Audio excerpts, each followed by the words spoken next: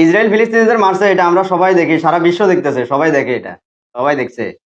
এই যে চীনে যে এই যে উইগুর মুসলিমরা কত বড় নির্যাতিত, কত বড় নির্যাতনের শিকার, এটা কি জানেন? এটা কি জানা আছে এটা? ঠিকই তো, ওই যে চীন থেকে যে বিভিন্ন জিনিসপাতি আমদানি হয়, যে এগুলো ব্যবহার করছেন, এগুলো তো বর্জন করছেন না। এই যে মায়ানমার যে কতগুলা মুসলিমরা যে আপনার এই যে নির্যাতন করে মাইরে, এবং কতগুলা যে আমাদের দেশে এই যে আমাদের দেশে পাঠাই দিল, এগুলাকে আমাদের দেশে আমরা ফালা লাগতেছে এগুলারে, এগুলার বিরুদ্ধে তো বলেন না, এইসব ব্যাপারে তো বলতে পারেন না। তারপরে এই যে কাশ্মীরে যে কাশ্মীর মুসলিমরা যে নির্যাতনের শিকার, ভারতের পণ্য পণ্য কি বর্জন করছেন?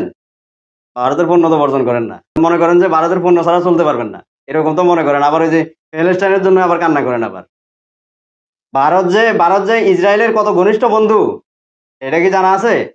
এটা কি জানেন? ভারতের পণ্য বর্জন করছেন?